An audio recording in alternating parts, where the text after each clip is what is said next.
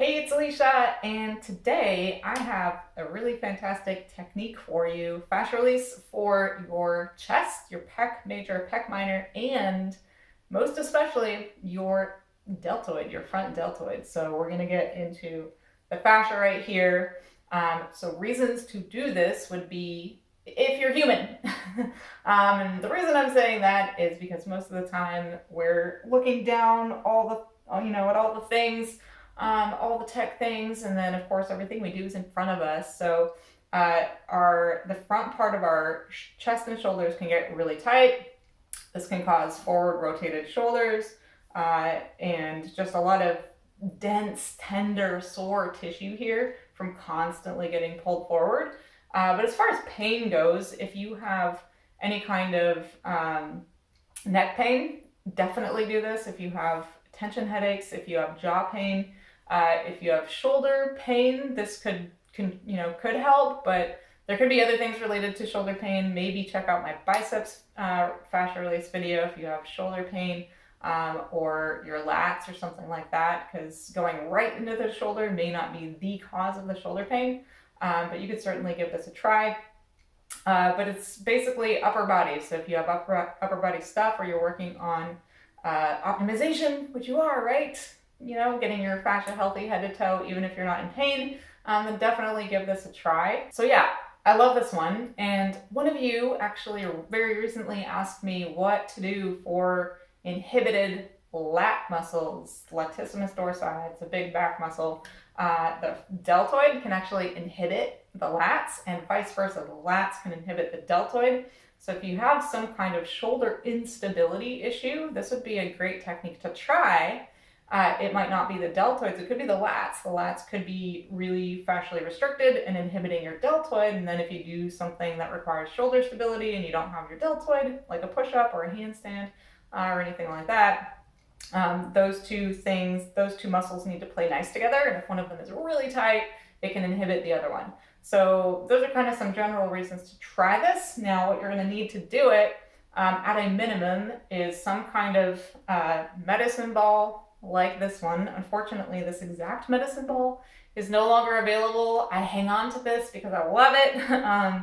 But we'll link to the best comparable ball that I can find for you in the description box below this video.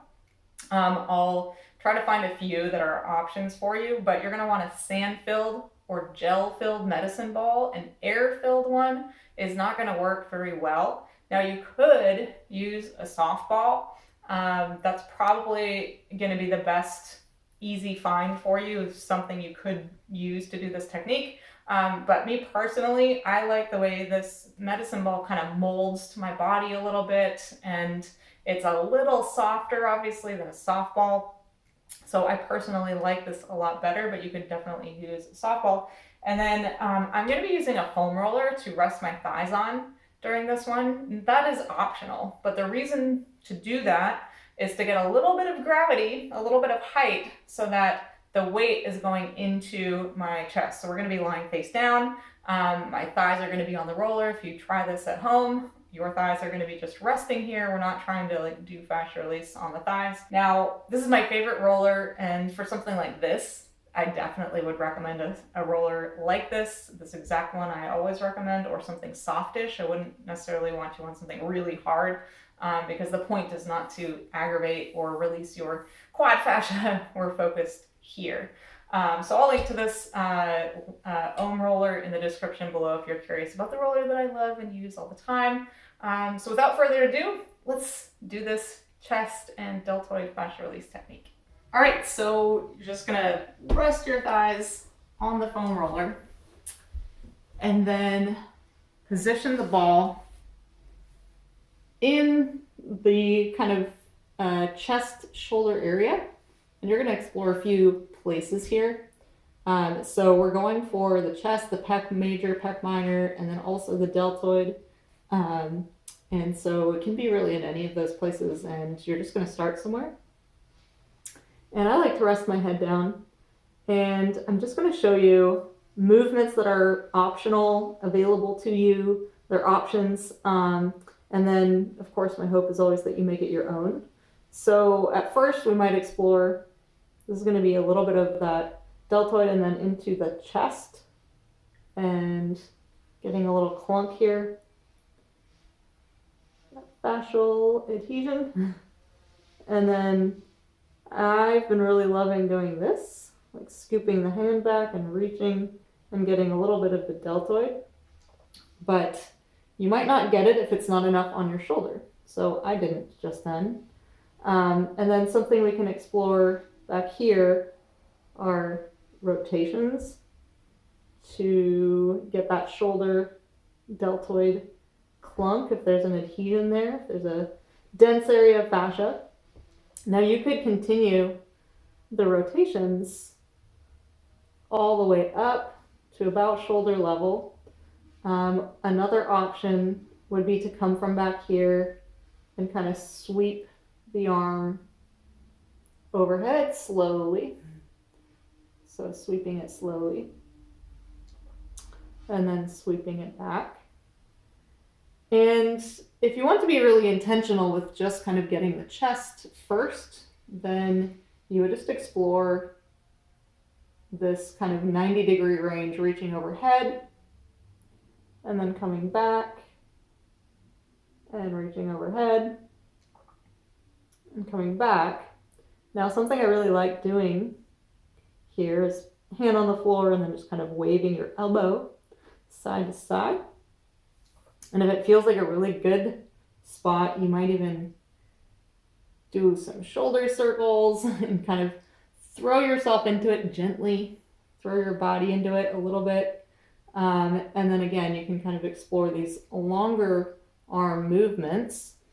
And then for the deltoid specifically, you're going to be right on that deltoid shoulder here.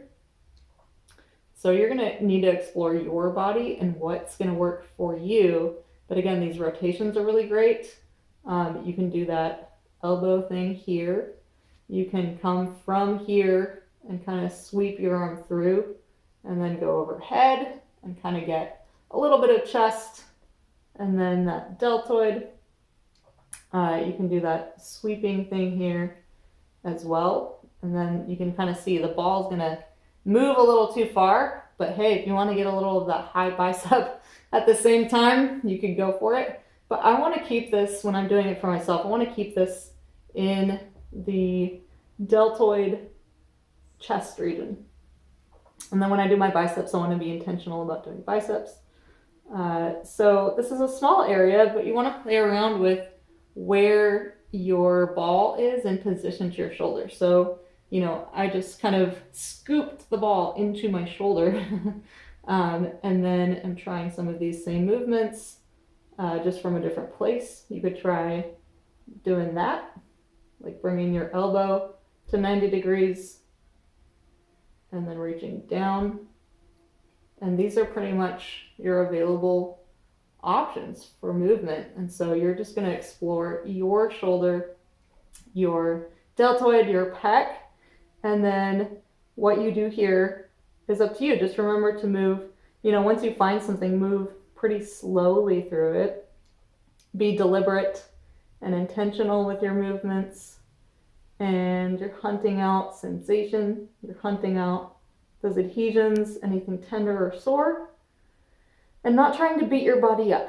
You're just trying to bring more space, bring more blood, and release those adhesions through some compression and shearing. All right, well, there you go. That is your chest, pec major, pec minor, deltoid, shoulder release. I love this one. I hope you loved it too. If you do, let me know in the comments below. Let me know about your results in the comments below too, because every time you share your results, you're going to inspire somebody else. And I always love hearing you describe how much you feel, better in your body, or you get an aha of some kind, or something clicks and your pain makes sense, or your body makes sense. And that just makes me so happy. And it inspires me to keep making videos like this for you here on YouTube. So definitely leave me a comment below. If you like this video, give me a thumbs up. That would help me and the YouTube algorithm. I always appreciate that. And just a few quick recommendations if you happen to be new here or new to fascia release, or you're just wondering about these things. As long as you're not getting sore, you can do this every day as long as you need it.